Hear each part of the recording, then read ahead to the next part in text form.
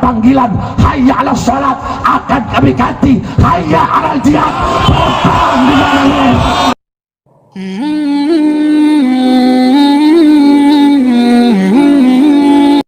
Udah tahu asal usulnya azan? Mau diceritain? Panjang. Gak apa-apa. Gak apa-apa. Biar apa? Biar pinter. Ketika itu Nabi Muhammad bermusyawarah dengan para sahabat untuk menentukan panggilan sholat. Ada sahabat yang usul, ini saya singkat-singkat. Ya Rasulullah, bagaimana kalau panggilan sholat itu kita naikin bendera? Rasulullah nggak setuju. Bagaimana kalau pakai api? Kata Rasulullah, itu kayak orang Majusi. Bagaimana kalau pakai lonceng? Kata Rasulullah, itu kayak orang Nasrani. Bagaimana kalau pakai trompet? Itu kayak orang Yahudi. Tiba-tiba Abdullah bin Zaid berkata, ya Rasulullah, semalam aku bermimpi ada orang yang berkata, Allahu Akbar, Allahu Akbar, Allahu Akbar, Allahu Akbar, asyhadu an la ilaha illallah, asyhadu an la ilaha illallah, asyhadu anna Muhammadar Rasulullah, asyhadu anna Muhammadar Rasulullah, hayya 'alas shalah, hayya 'alas shalah, hayya 'alal falah, hayya 'alal falah, Allahu Akbar, Allahu Akbar, la ilaha illallah. Nabi pun menyetujui itu sebagai panggilan sholat, sebagai tanda waktu masuk sholat, sebagai panggilan orang-orang yang masih berdagang agar menutup dagangannya, yang punya toko agar menutup tokonya, untuk bersegera kembali kepada Allah Subhanahu wa ta'ala. Adapun iqamat, kalau iqamat itu adalah waktu tanda akan segera dilaksanakannya sholat. Nah, Nabi punya dua muazzin. Yang pertama Bilal ibn Rabah, yang kedua siapa? Ada yang tahu nggak? Siapa? Abdurrahman Nana, Abdurrahman Mahrus. Yang kedua Ibn Ummi Maktum. Ya, Ibn Ummi Maktum. Nabi punya muazzin dua, subuh, duhur. Ya, subuh, duhur biasanya Bilal. Asar, subuh, duhur, asar Bilal. Maghrib, isya biasanya Ibn Ummi Maktum. Kalau nggak salah begini, kalau nggak salah kebalik. Kalau benar, kalau nggak salah itu dari subuh Bilal sampai asar Ibn Ummi Maktum, maghrib, isya. Nah, pertanyaannya, kenapa Nabi milih dua sahabat ini? Kalau mau bilang suaranya enak, banyak sahabat yang suaranya enak. Banyak sahabat yang suara enak. Kenapa Nabi pilih Bilal ibn Rabah dan Ibn Ummi Maktum? Karena dua sahabat ini adalah dua sahabat yang paling keras suaranya. Bilal kan orang hitam. Ya, ini saya punya murid namanya Bilal, orang Ambon. Mana Bilal? Ah, itu orang Ambon tuh murid saya itu. Nama doang Bilal. Cuma nggak pinter kayak sebenarnya Bilal tuh. Saya ganti namanya kemarin jadi Bilal, karena hitam makanya saya ganti Bilal. Orang hitam suaranya kencang-kencang. Ah, Nabi pilih Bilal. Kalau mau bilang enak, banyak sahabat suara yang enak. Jadi maksudnya apa? Agar suaranya kencang, agar terdengar oleh orang, agar terdengar di setiap pelosok-pelosok, agar terdengar di telinga-telinga orang yang tidak mau mendengarkan azan. Dari sekian banyak rumah, Nabi pilih rumah yang paling tinggi. Kenapa rumah yang paling tinggi? Jawab. Biar dibuat suaranya.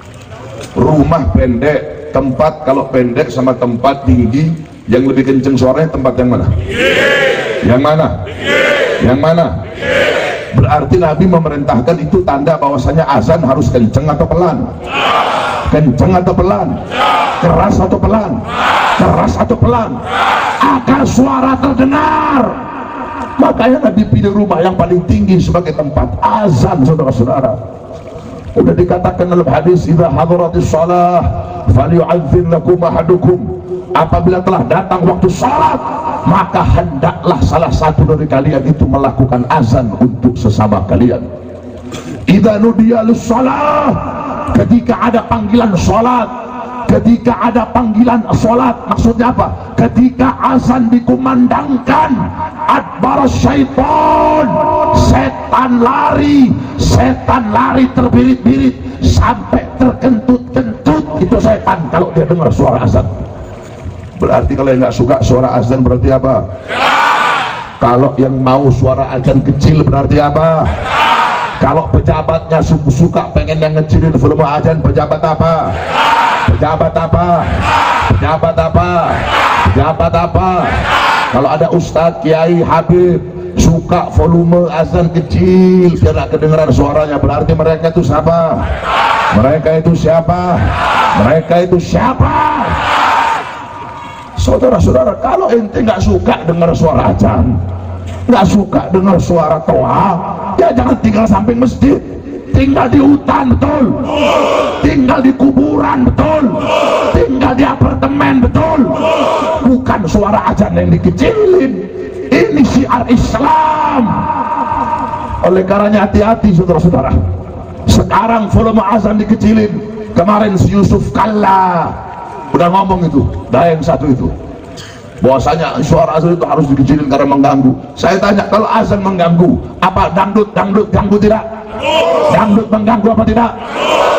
Kalau kamu tidak suka dengan kebisingan kendaraan, jangan tinggal di pinggir jalan, betul. Kalau nggak suka dengan suara ombak, jangan tinggal di pinggir pantai, betul. Kalau nggak suka suara burung, suara monyet, jangan tinggal di tengah hutan, betul.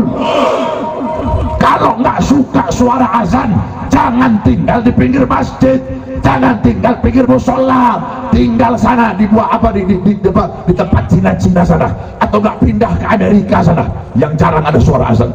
Di tempat-tempat orang-orang kafir saja masih terdengar suara azan. Ini Indonesia, negara yang mayoritas Islam, kok azan mau dilarang, kok suara azan mau dikecilin. Kami para pemuda-pemudi Islam tidak akan pernah kami biarkan pemerintah mengecilkan volume azan. Sekarang dikecilin, besok toanya dicopot, besok toa dicopot, besok masjidnya ditutup. Oleh karenanya kami bersumpah demi Allah, kalau sampai suara azan akan dikecilkan oleh pemerintah atau toa akan dilarang, maka panggilan hayya ala sholat akan kami ganti hayya ala jihad. Saya tanya, kalau sampai azan dilarang, siap perang? Siap perang? Kamu lihat saja nanti.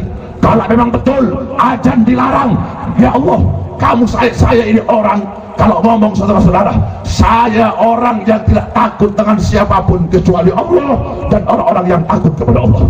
Saya takut sama Allah dan saya takut kepada orang-orang yang takut kepada Allah Subhanahu wa ta'ala. Oleh karenanya saya sampaikan kepada kamu semua, kalau sampai besok-besok azan dikecilin, besok-besok azan dilarang, tapi Allah saya yang akan pimpin perangnya, saudara-saudara.